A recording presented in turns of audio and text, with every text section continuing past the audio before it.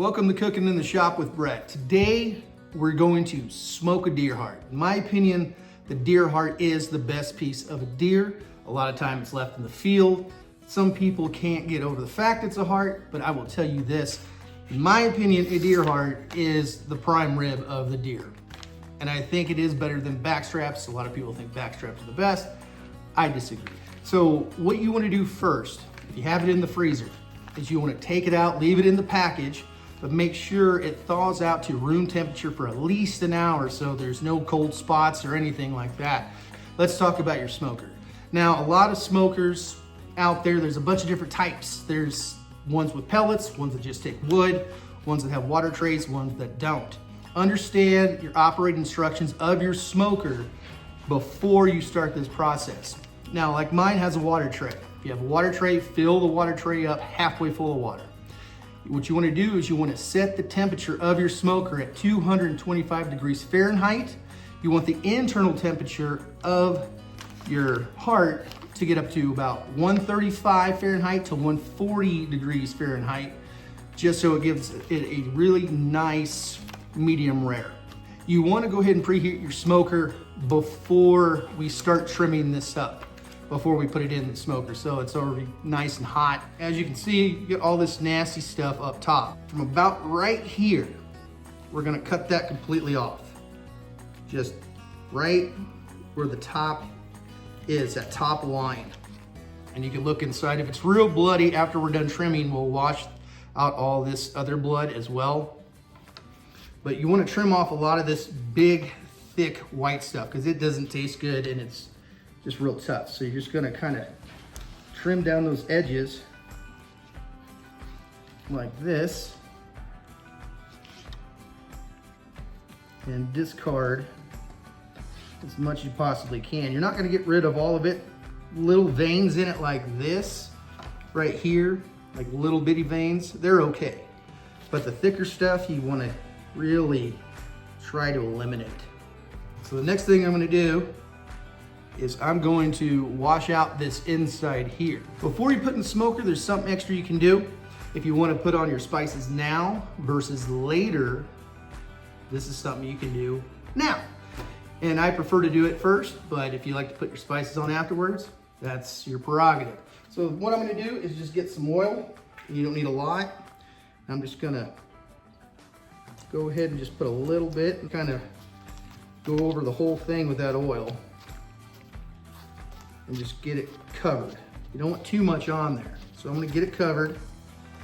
And then just, you can use whatever spices you like. I'm just gonna use a simple black pepper and just really get it on there. Onion salt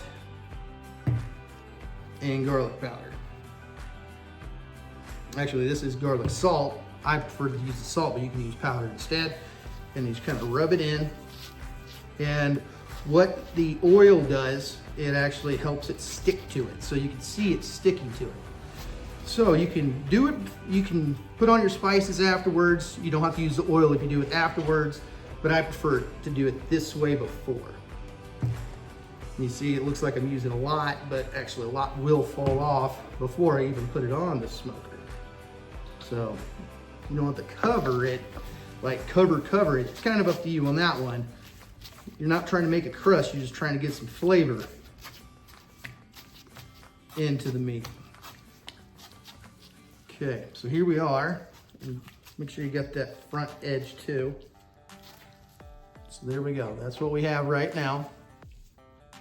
And of course, when it's smoking, again, a lot of it's gonna fall off. So next, let's put it in the smoker. So when it comes to the wood chips or pellets that you're gonna use, I prefer to use a wood hickory. You can use mesquite, whatever you like. It's kind of up to you. I prefer hickory. I think it gives it a better taste. And you can see already that the smoke is already working. It doesn't take long inside a smoker with wood chips or pellets. So as soon as you stick it in, and you've already had it preheating, it's gonna start to smoke up pretty quick. The next thing I'm gonna do is I'm gonna probe it.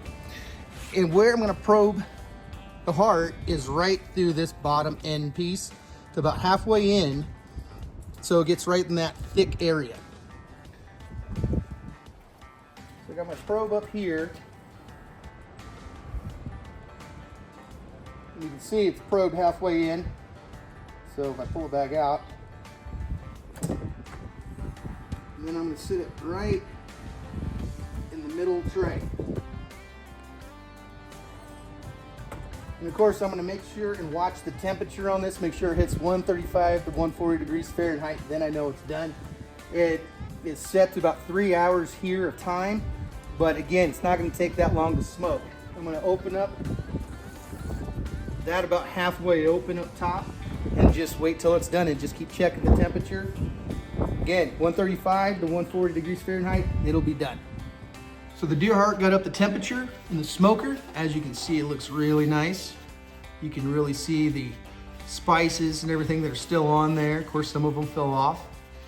But the next thing we're gonna do is we're gonna let this sit for at least 10 to 15 minutes.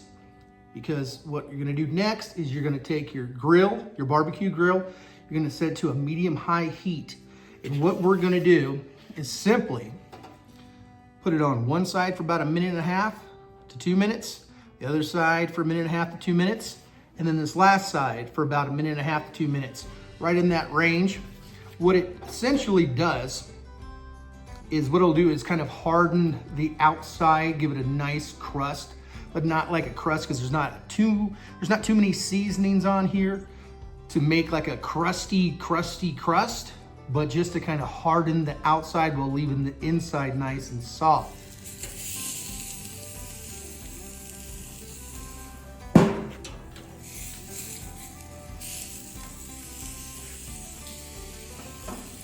So we just pulled it off the grill. Let's take a look at it. You can see it's still steaming. You can see that the outside is a little bit harder now. And what it's gonna do, it's gonna keep in all those juices. And before we cut open into it, we're gonna wait about a good 10 to 15 minutes just to have it some set time, just so the juices inside can redistribute themselves throughout the meat. So I will check back in with you in 10 to 15 minutes. So here we are, it's been 10, 15 minutes. You can see that very little juices have come out of the deer heart. And we're about to cut into it and take a look what the inside looks like. But before we do that, we have to give thanks of why we have this in our lives and why we're able to share it with friends and family. We have to give glory to God. So always, when you have a gift from God, which is everything, pray and give thanks. So we're gonna pray. Heavenly Father, thank you for this food, and thank you for our family, and thank you for our friends, and thank you for letting us share it with them. And thank you for always being in our lives, and we're grateful, and glory be to you, God, Heavenly Father, you, Lord Jesus Christ, the Son of God. We give you thanks and praise for everything that you've done, coming to this earth and dying on the cross for our sins. God, we know you rose him from the dead on the third day. And God, you descended him into heaven. We're grateful. Thank you so much for everything. We praise you and give you thanks. We pray in your Son, Lord Jesus Christ's name, in the power of the Holy Spirit. Amen. All right, let's take a look. We're gonna go right in the center. Let's see what it looks like. Here we go. Right there. It's not too wet. It is not too red. Perfect medium rare. This is very much like a prime rib. As you can see, look at all the fibers. Very fibrous, like a regular meat. Not what you would think a heart has.